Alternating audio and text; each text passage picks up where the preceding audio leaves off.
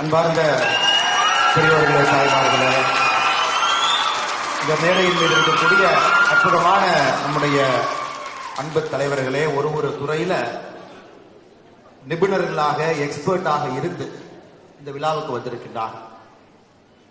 ஹண்டே அவர்களுடைய நூல்களுக்கு ஒரு விழா எடுக்க வேண்டும் என்றால் வருபவர்களுக்கு அது அந்த அளவுக்கு தகுதி இருக்கணும் ஐயா. அது ரொம்ப முக்கியம். இந்த மேடையினுடைய ஆளுமைகளை பாருங்க. எல்லா துறையிலும் கூட சிறந்து விளங்கக்கூடிய நிபுணர்கள் இங்கே வந்திருக்கின்றார்கள். முதல்ல அந்த நிபுணர்களுக்கு நான் நன்றி செலுத்துவதற்கு கடமைப்பட்டிருக்கின்றேன். இது ஒரு சாதாரணமான ஒரு புத்தக வெளியீட்டு இல்லைங்க. இந்தியாவில் எங்கேயுமே இது போல் நடக்காது. 97 வருடத்தில் இருக்கக்கூடிய ஒரு மனிதர், வெரி ஷார்ப் பிரெயின். எனக்கு இதுவரை 159 கடிதங்கள் எழுதியிருக்கிறீங்க ஐயா. 3 வருஷத்துல 159 லெட்டர்ஸ், 159 கடிதங்கள் எழுதியிருக்கு. அரசியல் குறிப்புகள், அட்வைஸ், சஜஷன், வார்னிங் எல்லாமே கொடுப்பீங்க உங்களுடைய குறிப்புகள். 159 கடிதங்கள் எனக்கு மட்டும் வந்திருக்கு. அது போன்ற எல்லோருக்கும் வந்திருக்கும். அவ்வளவு ஷார்ப்பான ஒரு பிரெயின். மேடையில் ஒரு தலைவர் சொன்னது போல இந்திய அரசியல பல இடத்துல பார்த்தோம். லெஜிஸ்லேட்டிவ் கவுன்சில் காலத்திலிருந்து எம்எல்ஏவாக, அமைச்சராக, வேறு காலகட்டத்தில் தமிழக அரசரை உற்று பார்த்தோம். 97 ஆண்டுகள் என்பது சாதாரணமா இல்லைங்க. It is much more than the age of our country post independence. 47 பிறகு அவர்களுக்கு வரக்கூடிய, அவர்களுக்கு வாழ்த்து சொல்லக்கூடிய மனிதர்கள் அற்புதமாக வந்திருக்கின்றார். குறிப்பாக நம்முடைய நீதி அரசர் PN பிரகாஷ் ஐயா அவர்கள் பேசியதை நாம் எல்லோருமே கேட்டோம். அற்புதமான ஒரு நீதி அரசர். இங்கே அவர் நேரம் கொடுத்து வந்து ரத்தன சுருக்கமாக அரசியலமைப்பு சட்டம், அதில் ஏற்பட்ட குளறுபடிகள், திருத்தத்தை பற்றி பேசியிருக்கிறாங்க. அவர்களுக்கு நன்றிகளை தெரிவிக்க நான் கடமைப்பட்டிருக்கின்றேன். நீதியரசர் டாக்டர் ஜெயச்சந்திரன் ஐயா அவர் ரொம்ப நுவான்ஸ்டா அந்த சட்டத்தினுடைய நுவான்சஸ்குள்ள போயிட்டு வெளியே வந்தார். நல்லா ஒத்து கவனிச்சீங்கன்னா தெரியும் எவ்வளவு நுவான்ஸ்டா பேசினாங்க. ஐயா அவர்களுக்கும் என்னுடைய நன்றிகளை தெரிவித்துக் கொள்கின்றேன். ஐயா ராதாகிருஷ்ணன் அவர்கள் தாமதமா வந்தாங்க. எப்பொழுதும் நேரத்துக்கு வரக்கூடியவர். இன்னைக்கு சென்னையில் ஒரு அசாதாரணமான சூழ்நிலை. நம்ம அடையாறு பீச்சை தாண்டி பார்த்தீங்கன்னா ரோடு மெட்ரோ கன்ஸ்ட்ரக்ஷன்ல கேவின் ஆயிடுச்சு. அதனால கிட்டத்தட்ட 1 மணி நேரத்துக்கு மேல டிராபிக் ஜாம் இந்த பக்கம். நானும் கூட வண்டியை நிறுத்தி விட்டு நடந்து வந்தேன் கடைசி ஒரு 300 மீட்டர். ஏன்னா வேகமா அந்த டிராபிக்கை பீட் பண்ணுவோம் அப்படி. அதனால தாமதமாக இன்னைக்கு வந்த உடனே மேல வரும்போது ரொம்ப அஜிடேட்டடா வந்தாங்க. ஐயோ தாமதமாயிடுச்சு, மன்னிச்சு. அப்படிப்பட்ட ஒரு அரசியல்வாதியாக இருந்து எல்லா நல்ல குணங்களும் எடுக்கக்கூடிய ஒரு மனிதர் ஐயா KS ராதாகிருஷ்ணன் அவர்கள். அவருக்கு நியாயமா 1 மணி நேரம் கொடுத்திருக்கணும். அவ்வளவு அற்புதமாக பேசக்கூடிய ஒரு தலைவர். அவர்களுக்கும் என்னுடைய நன்றிகளை தெரிவித்துக் கொள்கின்றேன். ஐயா ஆசீர்வாதம் ஆச்சாரி அவர்கள் நிறைய man of multiple hats. 2G case இவர் தான் உலகத்துக்கு முதலா வெளியே கொண்டு வந்தவர். பேராசிரியரா இருக்கிறாங்க. பாரதிய ஜனதா கட்சியினுடைய தலைமை அலுவலகத்தினுடைய சீஃப் லைப்ரரியனா இருக்கிறாங்க. ரிசர்ச் டிபார்ட்மெண்ட் பாத்துக்கிறாங்க. நிறைய பொறுப்புகளை சுமக்கக்கூடிய ஒரு தமிழர். டெல்லியில பாரதிய ஜனதா கட்சியினுடைய தலைமை அலுவலகத்தில் இருக்கக்கூடிய ஆசீர்வாதம் ஆச்சாரிய என்னுடைய நன்றிகளை தெரிவித்துக் கொள்கின்றேன். முக்கியமாக இந்த நிகழ்ச்சியினுடைய தலைவராக தலைமையுரை பேச்சை முடித்துவிட்டு அமர்ந்திருக்கக்கூடிய VIT பல்கலைக்கழகத்தினுடைய வேந்தராக இருக்கக்கூடிய ஐயா டாக்டர் G விஸ்வநாதன் அவர். சில பேர் மட்டும்தான் தமிழகத்தை அப்படி சொல்ல முடியும். அண்ணாதுரை ஐயா காலத்தில் MLA-வாக இருந்து, மறுபடியும் MLA-வாக இருந்து, MP-யாக 2 முறை இருந்து, புரட்சி தலைவி அம்மாவுடைய கேபினெட்டில் அமைச்சராக இருந்து, அதன் பிறகு ஒரு கல்வி குழுமத்தை ஆரம்பித்து இன்னைக்கு உலகத்தினுடைய one of the best universities across the world ரிசர்ச்சுக்கு பெயர் போன VIT-யாக மாற்றியிருக்கக்கூடிய ஒரு வல்லமை வாய்ந்த ஒரு நிபுணர் ஐயா G விஸ்வநாதன் அவர்கள் வந்திருக்கின்றார்கள். அவர்களுக்கும் எங்களுடைய சிறப்பு நன்றிகளை தெரிவித்துக் கொள்கின்றோம். நூலினுடைய கருத்துரை அளிப்பதற்காக வந்திருக்கக்கூடிய அண்ணன் ரங்கராஜ் பாண்டே அவர்கள் மிக அற்புதமா பேசினாங்க. அண்ணன் நான் இன்னைக்கு அரசியல் பேச முடியாது, காலத்தினுடைய கட்டாயம். காரணம், அண்ணன் பேசலாம், அரசியல் கட்சியை சாராதவர். ஆனா நான் அரசியல் கட்சியை சார்ந்த காரணத்தினால் என்னால பெருசா இன்னைக்கு அரசியல் பேச முடியாது. காரணம், வந்திருப்பவர் எல்லாமே அரசியல் கலக்காத ஒரு பொது மேடைக்கு வந்திருக்கிறார். மிக அற்புதமாக பேசிவிட்டு அமர்ந்திருக்கக்கூடிய அண்ணன் ரங்கராஜ் பாண்டே அவர் குறிப்பாக நம்முடைய அரசியலமைப்பு சட்டம், அண்ணல் அம்பேத்கர் அவர்களுடைய வாழ்க்கை வரலாறு, என்னென்ன தவறுகள் சில அரசியல் கட்சிகள் சில காலகட்டத்தில் செய்தது, இன்னைக்கு எப்படி அதே அரசியல் கட்சி மாற்றி பேசுறாங்க, ரத்தன சுருக்கமாக பேசியிருக்கிறாங்க. ஐயா ரங்கராஜ் பாண்டே அவர்களுக்கு இந்த நேரத்தில் நெஞ்சார்ந்த நன்றிகளை தெரிவித்துக் கொள்கின்றேன். மிக முக்கியமாக மேடையின் மீது நம்முடைய சந்தோஷம் ஐயா இருக்கிறார். பிஜேபி குழுமத்தினுடைய தலைவர். உலகம் முழுவதுமே திருவள்ளுவருடைய சிலையை நிறுவ வேண்டும் என்று கங்கணம் கட்டிக்கொண்டு நிறுவிக் கொண்டிருக்கின்றார். இப்பதான் அவருடைய பிறந்த நாள் முடிந்திருக்கிறது. இந்த மேடைக்கு வந்திருக்கிறார். இந்த டைலன் தாமஸ் பார்த்தீங்கன்னா அற்புதமான ஒரு போயம் எழுதியிருப்பார் ஆங்கிலத்தில். Do not go gentle into the good night. Old age should burn and rave at the closing of the day. Rage and rage against the dying of the light. அது மாதிரி ஒரு poem இருக்கும். இது Interstellar மூவில Christopher Nolan மிக அற்புதமா இந்த போயமை வந்து கேப்சர் பண்ணி அந்த படத்தில் ஒரு தீமா கொண்டு வந்திருப்பார். இந்த இன்டர்ஸ்டெல்லார் படம் முழுவதுமே do not go gentle into the good night. அதாவது காலம் நெருங்கி வரும் பொழுது அதை வேகமா சாய்ந்து கொடுக்க. do not go gentle. சண்டை போட்டு காலத்தினோட கடைசி நேரத்தில் போறாங்க. old age should burn and rave at the closing of day. நேரம் நமக்கு குறைந்து கொண்டிருக்கிறது என்று தெரியும் பொழுது உன்னை இன்னும் வருத்தி கொண்டு பணியை செய். rage and rage against the dying of the light. கண் முன்னால் வெளிச்சம் குறைய ஆரம்பிக்கும் பொழுது அந்த சினமும் அரட்சணமும் அப்படியே இருக்கணும் அப்படிங்கிறார். அதற்கு அற்புதமான உதாரணம் டாக்டர் H.V. ஹண்டே அவர்கள், இருக்கக்கூடிய ஐயா சந்தோஷம், அற்புதமான உதாரணம். செய்யக்கூடிய சாதனைகளுக்கு வயது ஒரு தடை இல்லை. எந்த வயசுல என்ன வேணாலும் செய்ய. 159 கடிதங்கள் கட்சியினுடைய மூத்த ஒரு தலைவராக, கட்சியினுடைய ஒரு தொண்டனுக்கு 159 கடிதம். பேப்பர்ல எந்த கட்டிங் வந்தாலும் அவருடைய ஹிஸ்டாரிக்கல் பெர்ஸ்பெக்டிவ் அனாலிசிஸ், என்ன நடக்குது, அடுத்து என்ன நடக்கும், 6 மாசம் கழிச்சு இந்த கட்சி என்ன ஸ்டாண்ட் எடுக்கும், நீட்டா குறிப்பு போட்டு ஆபீஸ் அனுப்பிடுவார். அதை படிச்சுட்டு நான் ரிப்ளை கொடுக்கணும். ஐயா படிச்சேன், இதெல்லாம் பார்த்தேன், கத்துக்கிட்டேன். அந்த அளவுக்கு ஒரு ஆளுமை இருக்கக்கூடிய மனிதன் ஐயா H.V. ஹண்டே அவர். எத்தனையோ புத்தகங்கள் எழுதியிருக்காங்க, இது ஒரு புதுசு கிடையாது ஐயாவுக்கு. ஆனா 2 முக்கியமான புத்தகங்கள் எனக்கு ரொம்ப விருப்பப்பட்டு தமிழ்நாட்டில் இன்னும் நாம் அதிகமாக பேச வேண்டியது ஐயாவுடைய கம்பராமாயணத்தினுடைய ஆங்கில மொழிபெயர்ப்பு. அது இன்னும் பேசப்பட வேண்டும் என்பது என்னுடைய ஆசை. காரணம், கம்பராமாயணம் ஒரு சாதாரணமான ஒரு இலக்கியம் கிடையாது. தமிழகத்தினுடைய ஆளுமை மிக்க மனிதர்கள் பல இடத்துல தமிழ்நாட்டை தாண்டி வெளியே செல்ல வேண்டும். அதற்கு ஒரு அற்புதமான கம்பராமாயணத்தினுடைய ரெண்டிஷன் in ஆங்கிலம் ரொம்ப கஷ்டம் ஐயா. Because the richness of Tamil language is so high. அதை நீங்க அப்படியே ஆங்கிலத்தில் அப்படியே மொழிபெயர்த்துட்டு போக முடியாது, தெரியாது, புரியாது, அதனுடைய தாக்கம் தெரியாது. அதை ஒரு மனிதன் அற்புதமாக மொழிபெயர்த்திருக்கின்றார். அதை எல்லோரும் இந்தியாவில் படிக்கணும் அப்படின்னா ஹண்டே ஐயாவுடைய ஆங்கில மொழிபெயர்ப்பு கம்பராமாயணம். அதனாலதான் பாத்தீங்கன்னா அந்த புக்கை பெருமையை தூக்கி காட்டினாங்க. நீ யோசிச்சிருக்கல எதற்கு அந்த புக்கை எடுத்து காட்டினாங்க. அதை எல்லோரும் படிக்க வேண்டும் என்கின்ற ஒரு ஏக்கம் ஐயா இருக்கு. அதை நீங்கள் எல்லாம் படிக்கணும். கம்பராமாயணத்தை பொறுத்தவரை நீதிபதி அப்ப நீதியரசர் M.M. இஸ்மாயில் ஐயா அவர் காலத்தில் வெளியிடப்பட்ட ஆங்கில மொழிபெயர்ப்பு, அதுவும் தமிழகத்தில் முகமது ரேலா போன்ற அற்புதமான மனிதர்கள் எல்லாம், ரேலா ஹாஸ்பிட்டலுடைய சேர்மன், அவங்க எல்லாம் கம்பராமாயணத்தை கரைத்து குடித்து பொது மேடையில் பொது இடத்துல பேசணும். இஸ்லாமிய சொந்தங்கள் கம்பராமாயணத்தை அத்தாரிட்டி, தமது பெஸ்ட் அத்தாரிட்டி அண்ட் கம்பராமாயணம் தமிழ்ல பார்த்தீங்கன்னா இஸ்லாமியர் பெஸ்ட் அத்தாரிட்டி, நீதிபதி, டாக்டர்ஸ், பட்டி தொட்டிகள். ஆனால் ஏதோ ஒரு காரணத்திற்காக ஒரு சின்ன தடங்கள். அந்த கம்பராமாயணம் எந்த அளவுக்கு செல்ல வேண்டுமோ செல்லாம இருக்கு. அதை இந்த மேடையில் ஐயாவின் சார்பாக நான் உங்களுக்கு வைக்க வேண்டிய அன்பான வேண்டுகோளாக வைக்கின்றேன். ஐயாவுடைய கம்பராமாயண புத்தகத்தை எல்லா இடத்துலையும் நீங்க சேர்த்தணும், படிக்கணும். அது மிக மிக முக்கியம். குறிப்பாக இந்த 2 புத்தகத்தை நாம் எல்லோருமே படிக்க வேண்டும். ஏன்னா நிறைய கன்சர்ன்ஸ் ரைஸ் பண்ணியிருக்கிறாங்க. ஐயா விஸ்வநாதன் அவர்கள் பேசும்பொழுது ஒரு மிக முக்கியமான 2 கன்சர்ன் ரைஸ் பண்ணாங்க. அம்பேத்கர் ஐயா கான்ஸ்டிடியூஷன் அசம்பிளி டிபேட்டுடைய கடைசி ஸ்பீச்ல ஹிஸ் விஷன் ஆஃப் பாலிடிக்ஸ் என்ன, இன்னைக்கு பாலிடிக்ஸ் எப்படி இருக்கு, மிக முக்கியமான ஒரு பார்வை. 2வது முக்கியமான பார்வை கான்சென்ட்ரேஷன் ஆஃப் வெல்த். குறிப்பாக நம்முடைய நாடு, எல்லா நாடுகளிலும் இருக்கக்கூடிய பிரச்சனை, சைனா உட்பட. சைனா டாலர் பில்லியனர்ஸ் எல்லாம் பாத்தீங்கன்னா ஒரே நாட்டில் 200 தொட்டுக்கிட்டு இருக்கு. டாலர் பில்லியனர்ஸ் இவ்வளவு அதிகமாக கொண்டிருக்கிறார்கள். the gap between rich and poor ரொம்ப அதிகம். அதற்கு அண்ணன் ரங்கராஜ் பாண்டே அவர்கள் அற்புதமா ஒரு விளக்கம் கொடுத்தாங்க. the prime minister is completely aware of this. சண்டை போட்டு போட்டி போட்டு வேலை செய்து கொண்டிருக்கின்றார்கள். இந்தியாவிற்கு இன்னும் 20 ஆண்டுகள் கழித்து வரக்கூடிய முதல் பிரச்சனை என்பது இந்த unequal distribution of wealth என்பதுதான் முதல் பிரச்சனையாக இருக்கும் என்பதை பிரதமர் 2010 இருந்தே பேசுறாங்க. ஆலிகோபோலி, மோனோபோலி உடைக்கிறோம், கான்சென்ட்ரேஷன் ஆஃப் வெல்த் உருவாகக்கூடாது என்று நினைக்கின்றோம். குறிப்பாக 43% நம்ம ஆட்சிக்கு வருவதற்கு முன்பு சுரேஷ் டெண்டுல்கர் ரிப்போர்ட்ல பிலோ பாவர்ட்டி லைன் அவங்கள மேல கொண்டு வரணும். சுய தொழில் தொடங்கணும், ஆண்டர்பிரினர்ஸ் கிரியேட் பண்ணணும், Mudra loans, SMEs. India doesn't need 1 billionaire, India needs 1 lakh lakhpati என்பதற்காக பெண்களை எல்லாம் இன்னைக்கு லட்சாதிபதி அக்காக்களாக உருவாக்கி கொண்டிருக்கின்றோம்.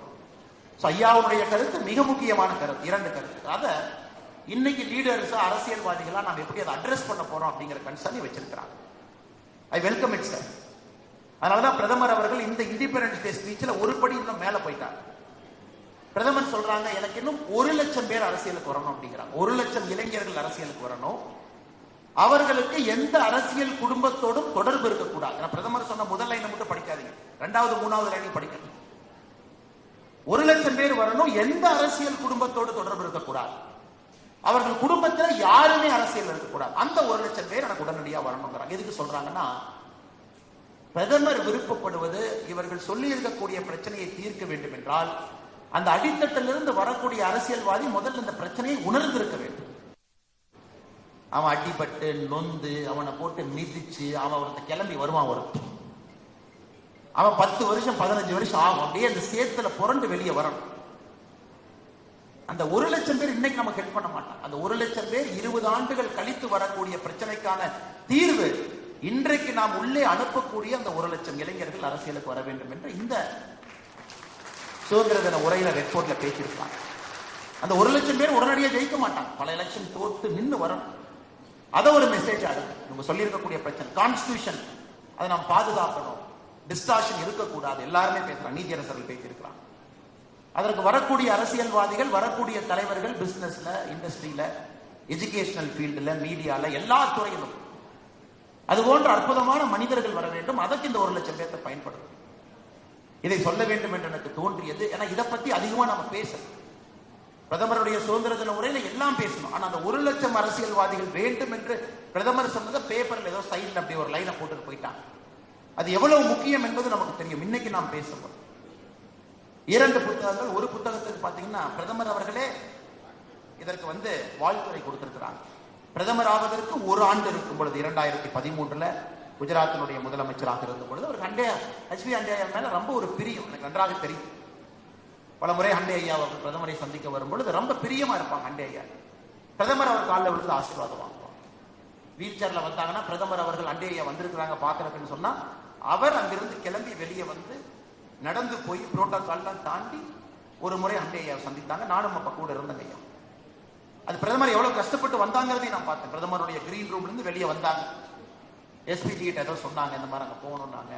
அதை தாண்டி அந்த அண்ணா யூனிவர்சிட்டிக்குள்ள ரொம்ப நெருடலான ஒரு பாதை, அதுல அப்படியே தாண்டி அவர் பாட்டுக்கு வந்தாங்க. எங்க போறாங்கன்னு யாருக்குமே தெரியல. பின்னாடி வந்துகிட்டு இருந்தோம். நேரம் வேற ஹெச்பி ஹண்டே அப்படின்னு கேட்டாரு. நீங்க வீல் சேர்ல முதல் ஆளா உட்கார்ந்துருந்தீங்க. அத்தனை பேர்த்த தாண்டி உங்ககிட்ட வந்தாங்க. நீங்க எந்திரிக்க கஷ்டப்பட்டு எந்திரிச்சிங்க.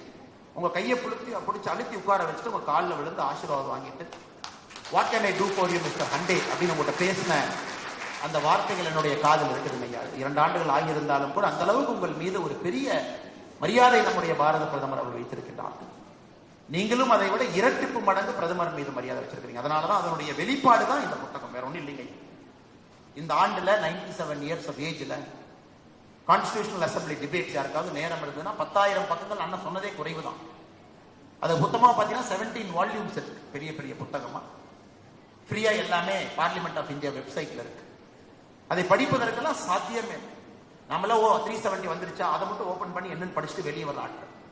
அதை முழுவதுமாக ஒரு மனிதன் படித்து அதை ரத்தன சுருக்கமாக டிஸ்டார்ஷன்ஸ் தட் இந்த அரசியலமைப்பு சட்டத்தில் என்ன பிரச்சனைகள் எல்லாம் மேடம் இந்திரா காந்தி அவர்கள் கொண்டு வந்தார்கள் என்பதை ரத்தன சுருக்கமாக ஒரு புத்தகத்தில் போட்டிருக்காங்கன்னா இதை படிக்க வேண்டியது நம்முடைய பொறுப்பு. என்னுடைய அன்பானது வேண்டுகோள், அரசியல்ல யாருக்கு ஆர்வம் இருக்கு, சமுதாயத்துல யாருக்கு மீது ஆர்வம் இருக்கு, ஒரு ட்விட்டர்ல பேஸ்புக்ல நம்ம கமெண்ட் போடுறோம், கருத்து போடுறோம், லைக் போடுறோம், டிஸ்லைக் போடுறோம், என்ன வேணாலும் பேசலாம் அப்படிங்கிற உலகத்தில் நாம் இருக்கிறோம். என்னுடைய அன்பான வேண்டுகோள், தயவு செஞ்சு படி. Be educated, be informed. என்ன நடக்குது, எக்ஸாக்ட்லி என்ன பிரச்சனை, இதை நீங்க நாம் எல்லாரும் செய்யணும் என்பது அன்பான வேண்டுகோள். எதோ நம்ம பார்க்கிறோம். நெட்ஃபிளிக்ஸ்ல ஒரு 3 மணி நேரம் படம் பார்க்கிற நேரத்தில் பாதி புத்தகத்தை நீங்க படிச்சோம், பாதி புத்தகத்தை படிச்சு. குறிப்பாக பாரதிய ஜனதா கட்சியினுடைய தொண்டர்களுக்கு என்னுடைய அன்பான வேண்டுகோள், பாரதிய ஜனதா கட்சி 2 புத்தகத்தையும் கூட 5000 பிரதிகளை நம்ம வாங்குறோம். 2 புத்தகங்களும் will get 5000 காப்பீஸ். இது நம்ம எல்லா கட்சி அலுவலகத்துக்கு அனுப்புறோம். ஏற்கனவே இதுவரை பல புத்தகங்களை வாங்கி அனுப்பியிருக்கோம். ஸோ தயவு செய்து நம்முடைய தொண்டர்கள் இதை வாங்கி படிங்க. ஒரு பொலிட்டிக்கல் டிபேட்டை இன்ஃபார்ம்டா, மெச்சூர்டா, ஒரு அகாடமிக் ஓரியன்டா, ஒரு ஹையர் லெவல் ஸ்டேட்ஸ்மேன்ஷிப் டிஸ்கோர்ஸை கொண்டு போக வேண்டும் என்றால் முதல் அரசியல்வாதிகள் படிக்க ஆரம்பிக்க வேண்டும். இது என்னுடைய அன்பான வேண்டுகோள். அதுவும் குறிப்பாக இதுக்குள்ள என்ன ரொம்ப உள்ள போனீங்கன்னா ஒரு 2 கருத்துக்களை மட்டும் அம்பேத்கர் ஐயாவை பத்தி ஒன்று, குறிப்பாக இந்த எமர்ஜென்சி டிஸ்டார்ஷனை பத்தி ஒன்று, 2 கருத்துக்களை மட்டும் உங்கள் முன்னால் பதிவு செய்ய வேண்டும் என்று நினைக்கின்றேன். ஒரு அரசியல்வாதியாக அல்ல, அரசியலமைப்பு சட்டத்தை நம்பக்கூடிய ஒரு மனிதனா அம்பேத்கர் ஐயா ஒரு அசாதாரணமான மனிதர். இந்த புத்தகத்துல மரியாதை செய்திருக்கிறார். ஏன்னா வைஸ்ராய்ஸ் கவுன்சில் இருந்த பொழுது, சுதந்திரத்திற்கு முன்பு அம்பேத்கர் ஐயா was a part of the viceroy's council. அது சாதாரணமா இல்ல. ஒப்புகிச்சப்பானியா அம்பேத்கர் ஐயாவை கூப்பிட்டு ஒரு பதவி கொடுக்கல. he was in charge of irrigation. இந்தியாவுடைய நீர் மேலாண்மை சம்பந்தப்பட்ட துறை வைஸ்ராய்ஸ் கவுன்சில்ல அம்பேத்கர் ஐயாவுடைய காலத்துல கையில் இருந்துச்சு. அம்பேத்கர் ஐயா நமக்கு எல்லாம் சட்டமேதை ஒரு சின்ன ஒரு வட்டத்துக்குள் அடைச்சு வச்சார். he is a statesman par excellence. அவருடைய சிந்தனைகள் எல்லாம் டெவலப்மெண்ட் ஓரியன்டட், வளர்ச்சி, dam construction. he is an authority. ஆனா என்ன நடந்ததுன்னா, சில அரசியல் கட்சிகள் ஒரு குறுகிய வட்டத்துக்குள் அடைக்க பார்த்தாங்க. அம்பேத்கர் ஐயா தன்னுடைய ராஜினாமா கடிதம், நேரு அவர்களுடைய கேபினெட்ல இருந்து வெளியே வரும் பொழுது தன்னுடைய ராஜினாமா கடிதத்தில் எழுதியிருப்பாங்க. அது எல்லாருமே படிக்கணும். நேரு ஐயா, நீங்க அமெரிக்கா போகும்போது பொறுப்புன்னு ஒருத்தர் கொடுக்குறீங்க. நான் பிறந்த ஜாதி உங்களுக்கு பிரச்சனையா? அதனால நான் ஒரு லா மட்டும்தான் நான் மேனேஜ் பண்ணணுமா? am I only eligible to take care of the law ministry? எனக்கும் டெவலப்மெண்ட் போர்ட்ஃபோலியோ ஹேண்டில் பண்ண வேண்டும் என்கின்ற ஆசை இருக்கு. I want to handle those irrigation சம்பந்தமா. ஏன்னா நாடு இப்பதான் வளருது. First cabinet after independence. இந்த நாட்டினுடைய வளர்ச்சி முக்கியம். அதுல எனக்கு நிபுணத்துவம் இருக்கு. என்னுடைய ஆர்டர் ஆஃப் பிரசிடென்ஸ் இந்த கேபினெட்ல எங்க வச்சிருக்கீங்க? Where is my order of precedence? உங்களுக்கு அப்புறம் நம்பர் 2 நம்பர் 3 நான் எங்க இருக்கேன்? இது இன்றைக்கும் தமிழகம் உட்பட எல்லா மாநிலத்திலும் அதான் நடக்குது. ஒரு சமுதாயத்தில் பிறந்துட்டீங்களா, order of precedence number 33 out of 35 cabinet ministers, order of precedence 34 out of 35 cabinet. இதை அம்பேத்கர் ஐயா அப்பவே உடைக்கணும்னு நினைச்சாங்க. சண்டை போட்டு தான் வெளியே வந்தார். இதை நாம் நன்றாக உணர்ந்து கொள்ள வேண்டும். அது மட்டும் இல்ல, அம்பேத்கர் ஐயாவுடைய பன்முகத்தன்மை உங்களுக்கு தெரியும். குறிப்பாக இந்த ஆர்டிகல் 370 நம்ம சொல்றோம். அது ஒரிஜினல் கான்ஸ்டிடியூஷன் டிராஃப்டிங்ல பாத்தீங்கன்னா அது 370 இல்லை. அன்றைய காலகட்டத்தில் ஐயாவுடைய புத்தகத்தில் அதை விவரிச்சிருக்கிறாங்க. அது கான்ஸ்டிடியூஷனல் டிராஃப்டிங்ல 306A, காஷ்மீருக்கு தனி அந்தஸ்து கொடுக்க வேண்டும் என்பது 306A அதான் இருந்துச்சு. அதை ரீநம்பர் பண்ணாங்க. திரும்ப அது கான்ஸ்டிடியூஷன் அசம்பிளி டிபேட் எல்லாம் முடிஞ்சு அதை கான்ஸ்டிடியூஷனா ஃப்ரேம் பண்ணும்போது சில நம்பர்ஸ் ரீஃப்ரேம் பண்ணும்போது 306A became 370. ஸோ அந்த 306A கொண்டு வர வேண்டும் என்று நினைத்த பொழுது அந்த அம்பேத்கர் ஐயா அப்ஜெக்ட் பண்ணாங்க, வேண்டாம் என்று சொன்னார். அப்ப ஷேக் அப்துல்லா ஐயா சந்திச்சு ஒரு பேசுறாங்க. ரங்கராஜ் பாண்டியன் அதை கோட் பண்ணாங்க. அவர் சொன்ன வார்த்தை, அந்த ஆங்கில வார்த்தை நல்லா நம்ம புரிஞ்சுக்கணும். என்ன சொன்னாருன்னா, you want the whole of India to defend Kashmir, you want the whole of India to take care of Kashmiris, but you don't want Kashmir to be a part of the rest of the India. This is treason which I disagree. தமிழ்ல சொன்னாங்க. இதை நான் ஏத்துக்கவே மாட்டேன். India எல்லாம் சேர்ந்து காஷ்மீரை defend பண்ணு. ஷேக் அப்துல்லாவுடைய வார்த்தை வேற மாதிரி இருந்துச்சு. Kashmir is the entry point to India. So நாங்கள் உங்களுக்கு முக்கியம், பிகாஸ் நாங்க ஜியோ பொலிட்டிக்கல் சென்டரா இருக்கோம். எங்களை நீங்க சரியா பார்த்துட்டீங்கன்னா உங்களுக்கு பிரச்சனை வரும். அது அப்பவே இந்த சோகால் செசஷன், இந்த பிரிவினைவாதத்துக்கெல்லாம் அப்பவே தடை போட்டு தான் 306A எனக்கு வேண்டாம் என்று சொல்லி நான் செய்ய மாட்டேன் என்று சொன்னாங்க. அது எப்படி வந்துச்சு அப்படின்னு நம்ம நல்லா புரிஞ்சுக்கணும். 306A அம்பேத்கர் ஐயா செய்ய மாட்டாங்க. எப்படி கொண்டு வந்தார்? அன்னைக்கு ஹரிசிங் ராஜாவுடைய திவானாக, ஒரு பெரிய சட்டமேதையாக, ஒரு மிக முக்கியமான இந்தியாவுடைய ஒரு அரசியல் தலைவராக இருந்த கோபால்சாமி ஐயங்கார் அவர். நேரு ஐயா சொல்றாங்க, இது அம்பேத்கர் ஐயா செய்ய மாட்டாங்க, கோபால்சாமி ஐயங்கார் ஐயா நீங்க செய்யுங்க. உடனே கோபால்சாமி ஐயங்காருக்கு நல்லா தெரியும் இது எப்படி கொண்டு வரணும். Is very smart man. அவருடைய வேலை என்ன? நேரு ஐயா சொல்லிட்டாங்க 306A கொண்டு வரணும். 306A கொண்டு வர்றதுக்கு ஃபர்ஸ்ட் ஒரு வேலை செய்யறாரு. அதாவது இந்த கான்ஸ்டிடியூஷனல் அசம்பிளிக்கான காஷ்மீருடைய 4 பேரை ஃபர்ஸ்ட் செலக்ட் பண்ணும்.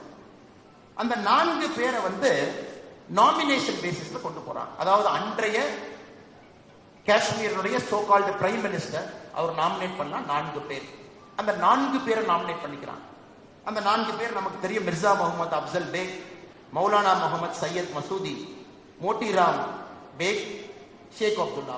4 பேரை ஷேக் அப்துல்லா அவரை நாமினேட் பண்றாங்க. 4 பேர் ரெக்கமெண்ட் பண்றாங்க அம்பேத்கர் ஐயாவுக்கு, ஆல்ரெடி கிருஷ்ணசாமி ஐயங்கார் அவர்களுக்கு, கோபால்சாமி ஐயங்கார் அவர்களுக்கு. கோபால்சாமி ஐயங்கார் அவர்களுக்கு 4 பேர் ரெக்கமெண்ட் பண்றாங்க காஷ்மீருக்கு தனி அந்தஸ்து வேண்டும் என்று. இது எப்படின்னாங்க, ஒரு குற்றவாளியை மேடையின் மீது ஏத்துற, ஏப்பா நீ குற்றம் பண்ணிருக்கியா அப்படின்னு. ஐயா நான் குற்றம் பண்ணல. உடனே நீதிபதி சொல்ற, இல்லப்பா அவரே குற்றம் பண்ணி ஒத்துக்கிட்டாரு, ஒரே ஒரு பாட்டை மட்டும் கேட்டு நான் ஜட்ஜ்மெண்ட் எழுதுறேன்னு சொல்ற மாதிரி காஷ்மீரினுடைய அன்றைய முதல்வராக பிரதமராக இருந்த ஷேக் அப்துல்லா அவர்கள் நாமினேட் பண்ண 4 பேர் தே ரெக்கமெண்ட் டு கோபால்சாமி ஐயங்கார் ஐயா அவர்களுக்கு 306A. ஸோ 306A கொண்டு வந்தாச்சு. அது எப்படி கொண்டு வர்றாங்க? ஜவஹர்லால் நேரு அவர்களுக்கு தெரியும் இந்த பிரச்சனை, தர்ம சங்கடம் எல்லாம். அவர் கிளம்பி அமெரிக்கா போயிடுறார். The day 306A was debated in the Constitution Assembly, Pandit Nehru was not in the Constitution. America பயணமா போயிடுறாங்க. அப்ப அம்பேத்கர் ஐயா சொல்றாங்க, என்னுடைய எதிர்ப்பையும் தாண்டி இந்திய தேசத்திற்கு இதனால் பிரச்சனை வரும் என்று தெரிந்தும் 306A லேட்டர் ஆர்டிகல் 370 அதை கொண்டு வர்றீங்க, அந்த கான்ஸ்டிடியூஷன் அசம்பிளில நான் இடம் பெற மாட்டேன் என்று உள்ளேயே அம்பேத்கர் ஐயா வரல. இன்னைக்கு ஆச்சரியம் பாருங்க, அம்பேத்கர் ஐயாவுடைய பெயரை சொல்லி பிழைப்பு நடத்தக்கூடிய அரசியல் கட்சிகள் என்ன election manifesto Jammu and Kashmir கொடுத்திருக்காங்க. Article 370 will come back, separate flag will come back. என்னெல்லாம் இருந்துச்சோ எல்லாம் வந்துடும். கூட்டணி 2 கட்சிகள் போட்டு சீட் ஷேரிங் முடிஞ்சாச்சு, பிரஸ் மீட் முடிஞ்சாச்சு, இன்னும் எலெக்ஷன் மட்டும் தான் பாக்கி. இதை விஸ்வநாதன் ஐயா அவர்கள் சுட்டி காட்டி இருக்கின்றார்கள். அவர் எந்த அரசியல் கட்சியும் சாராதவர். அப்படி இருந்தும் அன்னைக்கு ஸ்பிரிட் ஆஃப் கான்ஸ்டிடியூஷன் என்ன, இன்னைக்கு ஸ்பிரிட் ஆஃப் கான்ஸ்டிடியூஷன் என்ன, அன்னைக்கு எங்கே இருந்தோம், இன்னைக்கு எங்க இருந்தோம். இதை நம்முடைய சந்தேகர்கள், நம்முடைய தொண்டர்கள், நம்முடைய தலைவர்கள், இங்க வந்திருக்கக்கூடிய பள்ளி கல்லூரி மாணவ செல்வங்கள் புரிந்துக்கணும். ஹிஸ்டாரிக்கல் அக்யூரசி என்ன நடந்துச்சு, எப்படி கொண்டு வந்தாங்க, எதற்காக HV அண்டே அவர்கள் 97 வயசு அந்த புத்தகத்தை எழுத வேண்டிய கட்டாயம் அவருக்கு எதற்கு. அதுவும் நான் இதை சொல்ல வேண்டாம் என்று நினைத்தேன், இருந்தும் சொல்லுகின்றேன். கிருஷ்ணகண்டையா இருக்கிறார், அவருடைய ஆற்றல் மிகுந்த மகன். இந்த புத்தகத்தை வெளியிட வேண்டும் என்று 8 மாதம் முயற்சி செஞ்சாங்க. தலைவர்களுக்கு சொல்லணும், மத்திய அமைச்சர் ஒருத்தர் கூட்டிட்டு வரணும். we tried our best. Date வரும், ஏதோ ஒரு விதத்தில் கேன்சல் ஆயிடும். சில மனிதர்களை பிடிக்க போவோம், உங்க டேட் கிடைக்காது. உடனே அண்டே ஐயா எனக்கு ஒரு கடைசியாக ஒரு கடிதம் எழுதினார். I want to see the book being released before I die அப்படின்னு ஒரு வார்த்தை அந்த எனக்கு எழுதிய 157வது கடிதத்தில் இருந்துச்சு. அப்ப நான் சொன்னேன், நம்முடைய இந்த கடைசியா வரங்க ஸ்ரீகாந்த் அண்ணனையும் தாயை பத்தி கடைசியா பேசணுறதுக்காக தான் நான் வெயிட் பண்ணிட்டு. நான் சொன்னா இந்த மாதிரி ஒரு வார்த்தையை பயன்படுத்தியிருக்காரு. I want to see the book released before I dieங்கிற வார்த்தையை பயன்படுத்தியிருக்காரு. இதற்கு மேலே நாம தாமதப்படுத்தினா அது சரியா இருக்காதுங்கன்னா, அதனால் நமக்கு ஒரு தலைவரை அழைப்பதை விட பல தலைவர்கள் அழைப்போம். பல துறையில் இருந்து அழைப்போம். எல்லோரும் வரட்டும் ஒரு மேடைக்கு என்று சொல்லிதான் இந்த மேடையை நாங்கள் எல்லோரும் சேர்ந்து சேர்த்து இருக்கின்றோம், கூட்டி இருக்கின்றோம். எல்லோரும் டாக்டர் HV அண்டே ஐயாவுக்காக வந்திருக்கின்றார்கள். அந்த நிகழ்வு எல்லோரும் வந்திருக்கிறாங்க. வேறு வேறு சித்தாந்தம் இருக்கும் எல்லாருக்கும். அது நீதியரசர்கள் உங்களுக்கு தெரியும், ஷார்ப் அஸ் ரேசர் எட்ஜ், எந்த அரசியல் பக்கமும் வராத இருந்தும் அவங்க அந்த டிஸ்டார்ஷன்ஸ் ஆஃப் இந்திரா காந்தி அம்மாள் போட்ட ஒரு கவர் போட்டிருக்கக்கூடிய புத்தகத்திற்கு அவர்கள் வந்திருக்கின்றார். நம்ம எவ்வளவு பாராட்டணும் பாருங்க. அடுத்து இந்த அரசியலமைப்பு சட்டத்தினுடைய டிஸ்டார்ஷனை பத்தி ஒரே ஒரு கருத்தை நான் முன்னால் வைக்க விரும்புறேன். இதுல எத்தனையோ விஷயங்கள் நாம் பேசியிருந்தாலும் கூட மாபெரும் தவறு, மிகப்பெரிய தவற அம்மையார் இந்திரா காந்தி அவர்கள் செஞ்சார். எதற்குன்னு எல்லாத்துக்குமே தெரியும்.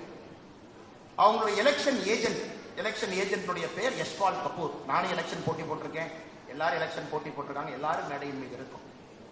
எலெக்ஷன் ஏஜென்ட், எலெக்ஷனுக்குள்ள போறவங்க, இன்னைக்கு தமிழ்நாட்டில் யாராச்சும் எலெக்ஷன் கண்டெஸ்ட் பண்ணா தெரியும், ஆனா அவங்க இண்டிபெண்டன்ட் டைரக்டரா இருக்கக்கூடாது, அவங்க கட்சி நாமினியா இருக்கக்கூடாது, எந்த அரசாங்கம் சம்பந்தப்பட்டதா இருக்கக்கூடாது, அவங்க மட்டும்தான் ஏஜென்ட்.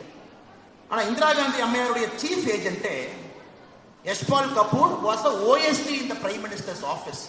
ஏன்னா எலெக்ஷன் ப்ராசஸை கண்ட்ரோல் பண்றதுக்கு பிரைம் மினிஸ்டர் ஆபீஸ்னுடைய ஆபீசர் ஆன் ஸ்பெஷல் டியூட்டியை போடுறாங்க, சீஃப் எலெக்ஷன் ஏஜென்ட். நம்புவீங்களா? இது ஓபன் அண்ட் ஷட் கேஸ். அதன் பிறகு அவர்கள் பயன்படுத்தக்கூடிய ஓவர் ஸ்பெண்டிங், ஐயா சொன்னாங்க ADM Jabalpur versus Shukla, one of the most famous judgments. அதே நேரத்தில் உச்சநீதிமன்றம் கொடுத்திருக்கக்கூடிய அந்த தீர்ப்பு, ஹெபியஸ் கார்பஸுக்கும் ஒரு தீர்ப்பு பயங்கர பெரிய சர்ச்சைக்குள்ளாய், அது இன்னும் நாம் தொடர்ந்து பேசிக் கொண்டிருக்கின்றோம். அது எல்லாம் காரணமா அமர்ந்து எமர்ஜென்சிக்குள்ள அப்படியே போக ஆரம்பிக்கிறோம்.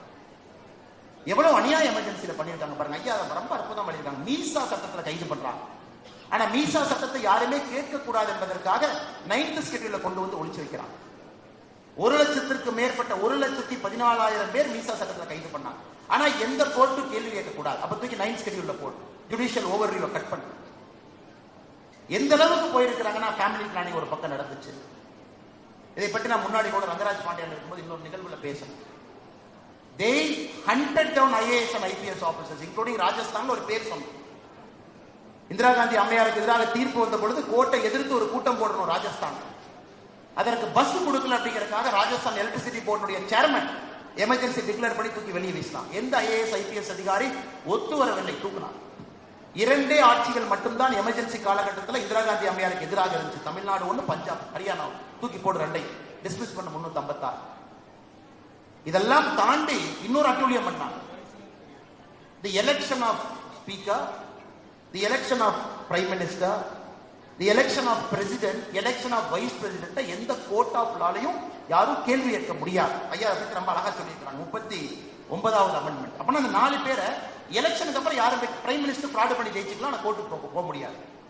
இந்த 4 பேர் அது எப்படி பாஸ் பண்ணாங்க தான் அல்டிமேட். இந்த 39வது அமெண்ட்மெண்ட் பாத்தீங்கன்னா லா மினிஸ்டர் HR கோகலே வியாழக்கிழமை அன்னைக்கு August 7, 1975 Indian constitution 39th amendment கொண்டு வர்றாங்க. எங்கீங்க பார்லிமெண்ட் கொண்டு வர்றாங்க வியாழக்கிழமை.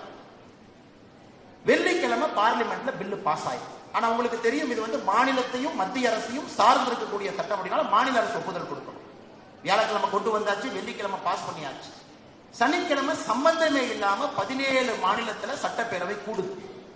எல்லாம் சேர்ந்து 39th அமெண்ட்மெண்ட் நாங்க சப்போர்ட் பண்றோம். சனிக்கிழமை யாரு சொன்னாங்க, அட்வான்ஸ் நோட்டீஸ் யாருக்கு தெரியாது. ஞாயிற்றுக்கிழமை கால நல்லா வச்சுங்க, ஞாயிற்றுக்கிழமை பிரசிடென்ட் ஆஃப் இந்தியா கையெழுத்து போடுறான் 39th அமெண்ட்மெண்ட். ஞாயிற்றுக்கிழமை மத்தியானம் 3 மணிக்கு ஹை செக்யூரிட்டி இந்தியன் பிரிண்டிங் பிரஸ்ல அது பிரிண்ட் ஆகி வெளியே வருது 39th அமெண்ட்மெண்ட். ஏன்? திங்கட்கிழமை அன்னைக்கு சுப்ரீம் கோர்ட்ல ஹியரிங் வருகின்றது என்கின்ற ஒரே காரணத்திற்காக வியாழக்கிழமை 39th அமெண்ட்மெண்ட், வெள்ளிக்கிழமை பார்லிமெண்ட்ல பாஸ் பண்ணாங்க. சனிக்கிழமை 17 சட்டப்பேரவைகள் கூடி அதை ஆமோதிக்கிறாங்க, வரவேற்கிறாங்க. ஞாயிற்றுக்கிழமை காலையில ஜனாதிபதி கையெழுத்து போடுறாங்க. ஞாயிற்றுக்கிழமை மத்தியானம் printing press, high security printing press open பண்ணி பிரிண்ட் பண்றாங்க. திங்கட்கிழமை அன்னைக்கு சுப்ரீம் கோர்ட்ல போய் அட்டார்னி ஜெனரல் என்ன சொல்லணும், சார் 39th அமெண்ட்மெண்ட் பாஸ் பண்ணிட்டோம், உங்களுக்கு எந்த ரைட்ஸும் கிடையாது, goodbye sir, bye bye supreme கோர்ட்ல சொல்வதற்காக 4 நாட்கள் நடந்த நாடக காட்சி. இது போல பல விஷயங்கள் உள்ள இருக்கு, நீங்க படிக்க. Very important, very important. ஒரு அமெண்ட்மெண்ட் ஏன் வந்துச்சு, எப்படி வந்துச்சு, அதை ஃபைட் எப்படி பண்ணி கொண்டு வந்தோம். அதனால என்னுடைய அன்பு சொந்தங்களுக்கு என்னுடைய அன்பார்ந்த வேண்டுகோள், 1954 97 வரை ஆர்டிகல் 356 106 முறை பயன்படுத்தப்பட்டிருக்கிறது. அதுக்கு மேல நான் பேசுறது அரசியல் ஆயிரம், அந்த மாதிரி பேசக்கூடாதுங்க. வந்திருக்கக்கூடிய கண்ணியமான தலைவர்களுக்கு நான் மதிப்பளிக்க வேண்டும். அதனால இன்னைக்கு நடக்கிற இந்த கூத்தை நீங்க பாக்குறீங்க. அதான் ஐயா கேட்டேன், நம்ம ராதாகிருஷ்ணன் ஐயா அண்ணா, அண்ணன் ராகுல் காந்தி அவர்கள் ஒரு ரெட் கலர் புக்கை தூக்கி சுத்துறாரு, என்னங்கன்னா நீங்க பிளாக் கலரோட வந்திருக்கீங்க. ஏன்னா நமக்கு தெரியும் கருப்புக்கும் ஐயாவுக்கும் பெரிய சம்பந்தம் இருக்குன்னு நமக்கு தெரியும். அவர் சொன்னாங்க அதுக்கு இல்லைங்க, இந்த புக்கை திறந்து நான் காட்ட போறேன், இந்த புக்குடைய பெயிண்டிங்கை பாருங்க. ஏன்னா உங்களுக்கு தெரியும் ஒரிஜினல் கான்ஸ்டிடியூஷன் போய் பார்த்தீங்கன்னா every page is marked with historical painting. அதுல அர்ஜுனன் இருக்காரு, ராமர் இருக்காரு, ராமருடைய பட்டாபிஷேகம் ஒரிஜினல் கான்ஸ்டிடியூஷன்ல இருக்கு. அது எல்லாம் அந்தந்த ஆக்டுக்கு தகுந்த மாதிரி அதை கொண்டு வந்திருப்பான். அதான் ஒரிஜினல் கான்ஸ்டிடியூஷனே. அதை நிறைய பேருக்கு இளைஞர்களுக்கு தெரியாதுங்க. அதை காட்ட வேண்டும் என்பதற்காக அவ்வளவு பெரிய புத்தகத்தை, கனமான புத்தகத்தை கொண்டு வந்திருக்காங்கன்னா அவருக்கு எவ்வளவு வேள்வி இருக்கும் என்று யோசிப்பார். நடக்கக்கூடிய டிஸ்டார்ஷன் நம்ம எடுத்து பேசினா இன்னைக்கு வேற மாதிரி போயிடுச்சு. கடைசியாக இந்த நிகழ்வு இங்கே நடப்பது எவ்வளவு பொருத்தம்னு பாருங்க. இந்த நிகழ்வை நடத்தி கொண்டிருப்பது தமிழ் மொழி அகாடமி. மன்னிக்கவும், என்னுடைய படத்தை அண்ணன் கேட்காம பெருசா போட்டுவிட்டார். இதை ஆரம்பிச்சது கிஆபி ஐயா இருக்கிறார், விஸ்வநாதன் ஐயா ஆரம்பிச்ச அகாடமி, அவருடைய அகாடமி, அவருக்காக ஆரம்பிக்கப்பட்ட அகாடமி. அந்த அகாடமி இன்னைக்கு இந்த புக்கை ரிலீஸ் பண்றாங்க. ஏன்னா அண்டி ஐயா அவர்களுக்கும் கிஆபி ஐயா அவர்களுக்கும் நெருங்கிய சம்பந்தம் எல்லோருக்கும் தெரியும். அவருடைய புத்தகத்துல 205வது பக்கத்துல ஒரு புகைப்படம் போட்டிருக்கிறீங்க. நீங்க இருக்கிறீங்க, முத்தமிழ் காவலர் ஐயா இருக்கிறாங்க, அக்கா மணிமேகலை அக்கா இங்க இருக்கிறாங்க, அவருடைய மகள், கணவர் கண்ணன் ஐயா இருக்கிறான். அதை ஒரு படத்தை அற்புதமா கேப்சர் பண்ணிருக்கீங்க பாருங்க. அது எப்படி போட்டீங்களோ தெரியல, எனக்கு இது போன்ற நிகழ்வு இவர்கள் முன்னால் நடந்து கொண்டிருக்கிறது. அவ்வளவு நெருக்கமான ஒரு மனிதர். இன்னைக்கு மகள்வழி பேரனா, மகள்வழி மகனாக முத்தமிழ் காவலர் ஐயாவுடைய பேரனாக இருக்கக்கூடிய அருமை சகோதரர் ஸ்ரீகாந்த் இங்க இருக்கிறார். முழுவதும் பொறுப்பேற்று இந்த நிகழ்ச்சியை இது போல் நடத்தணும். ஏன்னா இவங்களோட தேதி வாங்கலாம் ரொம்ப கஷ்டங்க, எல்லாம் பிஸி பீப்புள். விஸ்வநாதன் ஐயா ஃபாரின்ல இருந்து லேண்ட் ஆகிறாங்க, நேரம் இங்க வர்றாங்க. நீதியரசர்கள் இன்னைக்கு எல்லாருமே ஸ்பீக்கிங்ல அதிகமா இருக்கிறாங்க. Across India they are more demanded for their speech. அவங்க தேதி 2 பேர்த்த வாங்க. ஆசீர்வாதம் ஆச்சரியே முந்தா நேற்று சாயந்தரம் இங்கிருந்து விமானத்தில் போனார், நேற்று நைட்டு மறுபடியும் இறக்கி விட்டு வந்துட்டோம். சந்தோஷம் ஐயாவுடைய வயது என்ன? இந்த மேடையின் மீது அமர்ந்து நானும் இருக்க வேண்டும் என்பதற்காக எல்லாத்தையும் விட்டுட்டு வந்திருக்காங்க. அவர்கிட்டையும் தேதிவான் ராதாகிருஷ்ணன் ஐயா இப்ப அதிகமா வந்து அவருடைய கிராமத்து வீடுகள்ல அமர்ந்து எழுத ஆரம்பித்து விட்டார். மறுபடியும் அவரும் தென் தமிழகத்திலிருந்து ஓடி வந்திருக்கிறாங்க. ரங்கராஜ் பாண்டே அன்னைக்கு எனக்கு தெரியும், இந்த 2 புக்கை காமிச்சிங்கன்னா அவர் வந்துருவார். நான் சொன்னேன், ரங்கராஜ் பாண்டே எனக்கு ட்ரிக்கே வந்து புக்கு சப்ஜெக்டை காட்டுங்கன்னா வேற எதுவும் நீங்க கன்வின்ஸ் எல்லாம் பண்ண வேண்டாம், கான்ஸ்டிடியூஷன் சொல்லுங்க, அம்பேத்கர் ஐயான்னு சொல்லுங்க, அவர் ஓடி வந்துருவார். ஏன்னா அவருடைய கருத்து முக்கியமான கருத்து, பதியப்பட வேண்டிய கருத்து. ஆனால் 3 முறை தேதி மாறியும் நேரம் கொடுத்து வந்துவிடக்கூடிய அண்ணன் ரங்கராஜ் பாண்டே அவர்கள் மிக முக்கியமாக இவங்க எல்லாத்தையும் கொண்டு வந்து அழகுபடுத்தி ஒரு அற்புதமான பூமாலையை போல் வடிவமைத்திருக்கக்கூடிய அண்ணன் ஸ்ரீகாந்த் அவர்கள், HV ஹண்டே அவர்கள் இன்னும் நிறைய பெரிய கௌரவம் வர வேண்டும் என்பது என்னுடைய ஆசை. நிச்சயமாக வருகின்ற காலத்தில் அது வரும். தாமதமாக இருந்தாலும் கூட அது வந்து சேர வேண்டிய நேரத்தில் உங்களுக்கு பெரிய கௌரவம் வர வேண்டும் என்பது இந்த கட்சியினுடைய தொண்டனாக என்னுடைய மிகப்பெரிய ஒரு ஆசை. அந்த எல்லா பெரிய கௌரவத்திற்கும் முழு தகுதி இருக்கக்கூடிய மனிதர் நீங்க. Because you burn. ஏதாச்சும் கான்ஸ்டிடியூஷனுக்கு எதிராக பேசிட்டு அப்படியே ரத்தம் கொப்பளிச்சு கடிதம் எழுதுவாங்க. ரத்தம் கொப்பளிச்சு அந்த நியூஸ் பேப்பர் கட்டிங்க போட்டு அது ஒரு ரெட் கலர் இங்க்ல அண்டர்லைன் பண்ணி அது ப்ளூ கலர்ல அதுக்கு ஒரு சப்ஹெட்டிங் கொடுத்து அப்படி பிளாக் கலர்ல எழுதுவார். Blood will boil. எனக்கு பயம், டெல்லியில யாராச்சும் ஒருத்தர் பேசிட்டு போயிடுவாங்க, மிஸ் இந்தியால கூட ரிசர்வேஷன் இல்லை, அது உடனே கோவப்பட்டு ஒரிஜினல் கான்ஸ்டிடியூஷன் என்ன அம்பேத்கர் என்ன சொல்லியிருக்காங்க, ஏன் அப்படி பண்றீங்கன்னு எழுதுவாங்களேன்னு தான் பாதி பையன் எனக்கு. அதனால we only wish and pray sir that you should take care of your health. You are very very precious to us. You are just an inspiration sir. நீங்க வந்தீங்கனாலே எல்லாருக்கும் ஒரு பெரிய இன்ஸ்பிரேஷன். நான் ஏற்கனவே சொன்னது போல do not go gently into the good night என்பதற்கு நீங்க ஒரு இலக்கம். fight fight and fight, rage rage and rage, burn burn and burn. உங்களுடைய வாழ்க்கை, உங்களுடைய தத்துவம், உங்களுடைய புத்தகங்கள் எல்லாம் ஒரு பெரிய ஒரு சான்று எங்களுக்கு. அதனால இந்த நிகழ்வுக்கு வந்திருக்கக்கூடிய எல்லா பெரியவர்களையும் இந்த நேரத்தில் கிருஷ்ணகண்ட ஐயா தான் பேச போறாங்க. அவர் தான் நன்றியுரை சொல்ல வேண்டும். இருந்தும் என்னுடைய கடமை, ஐயாவை பற்றி நான் சொல்லாம போனா தவறா போயிடும். அதனால் வந்திருக்கக்கூடியவர்களுக்கு என்னுடைய மகிழ்ச்சிகளை தெரிவித்து, இந்த புத்தகத்தை நீங்க படிக்கணும் சார். இன்னைக்கு வந்து பாத்தீங்கன்னா ஒரு அரசியல்வாதியாக நான் வெட்கப்படுகின்றேன். நானும் இன்னைக்கு ஒரு அரசியல்வாதியாக மாற ஆரம்பித்து விட்டேன். நாய் பெயின் திட்டினா நாமளும் நாய் பெயின் திட்ட வேண்டியதாக. அதுக்காக நான் அரசியலுக்கு வரல. பல நேரத்தில் நானே வீட்டில் போய் என்னுடைய மனைவி கிட்ட சொல்லுவேன், எதுக்கு வந்தோம், என்ன வேலை எனக்கு செஞ்சுட்டு இருக்கோம் பாரு. இன்னைக்கு பிரஸ்ல இந்த கேள்வி கேட்டாங்க, இந்த பதில் சொன்னேன். காரணம் political discourse has gone to the cutter. படித்த அரசியல்வாதிகள் நிறைய வந்து நீங்க டிஸ்கோர்ஸை எலிவேட் பண்ணணும். ஒரு பொலிட்டிக்கல் டிபேட், ஒரு டிவி டிபேட், ஒரு டிஸ்கஷன் ஆதாரப்பூர்வமாக அறிவுபூர்வமாக சான்றுகளோடு வித் டேட்டா வித் எவிடன்ஸ் என்ன நடக்குது. அதனால தான் நான் மறுபடியும் படிக்க போறேன். எல்லாம் அண்ணன் இதுக்கு படிக்க போறாரு. ஒன்று, நம்முடைய அறிவை வளர்த்துக் கொள்ள வேண்டும். I always believe a politician should have better brains than the best civil servant of that state அப்படிங்கிறது என்னுடைய ஃபீலிங். எப்பொழுது ஒரு அரசியல்வாதியாக ஒரு மாநிலத்தில் நாம் இருக்கிறோம் அப்படின்னா அங்க இருக்கக்கூடிய பெஸ்ட் சிவில் சர்வெண்ட்டை விட நம்ம மைண்ட் ஷார்ப்பா இருக்கணும். அப்பதான் நீங்க மக்களுக்கு அந்த சர்வீஸ் பண்ண முடியும்.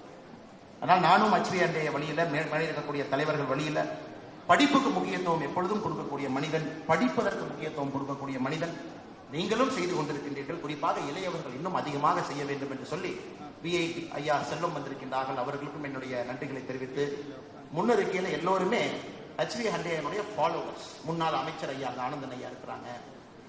TTV தினகரன் ஐயா கட்சியில் இருக்கக்கூடிய மூத்த தலைவர் ஐயா வந்து ஷால் போட்டு போயிட்டாங்க, MLA-வா இருந்தாங்க. எல்லா அரசியல் கட்சியிலிருந்து எல்லாம் வந்திருக்கிறாங்க. எல்லாரும் கேட்டாலும் நாங்க HV ஹண்டே ஐயா ஃபாலோவர்ஸ். அங்க தலித் குடிமன் ஐயா இருக்கிறாங்க. எல்லாருமே இங்க இருக்கிறாங்க. பெரிய தலைவர்கள். பாரதிய ஜனதா கட்சியை பற்றி நான் சொல்ல விரும்பல. காரணம் நம்ம ஹோஸ்ட் எங்களுடைய எல்லா சீனியர் லீடர்ஸ் இங்க இருக்கிறாங்க. வைஸ் பிரசிடென்ட்ஸ் இருக்கிறாங்க, செக்ரட்டரிஸ் இருக்கிறாங்க, யங்ஸ்டர்ஸ் எல்லாம் முன்னிறுக்கையில் இருக்கிறாங்க, தொண்டர்கள் இருக்கிறாங்க. அதனால் நாம் இந்த அரசியல் வேற்றுமையை ஒரு பக்கம் வச்சுட்டு நாட்டிற்காக, அரசியலமைப்பு சட்டத்திற்காக, ஐயா அம்பேத்கர் அவர்களுக்காக let us first challenge ourselves to improve as a politician, to improve the quality of discourse. அத மக்கள் people deserve it. people கேட்கக்கூடியது நிச்சயமா எதிர்பார்க்கிறாங்க. நாம் ஒரு பெட்டர் அரசியல்வாதிகளாக இருக்க வேண்டும் என்று அதை செய்வதற்கு நாம் கடமைப்பட்டிருக்கின்றோம். அதற்கு இந்த 2 புத்தகங்களும் உங்களுக்கு நிச்சயமாக அமையும் என்று சொல்லி வாய்ப்பு கொடுத்த அண்ணன் ஸ்ரீகாந்த் கருணேஷ் அவர்களுக்கும் அவருடைய தாய் மணிமேகலை அவர்களுக்கும் இங்கு வந்திருக்கக்கூடிய எல்லோருக்கும், குறிப்பாக அமைப்பு பொதுச் செயலாளர் கேசவ நாயந்தி அவர்களுக்கும் நன்றி தெரிவித்து என்னுடைய உரையை முடித்துக் கொள்கின்றேன். நன்றி, வணக்கம். பாரத்.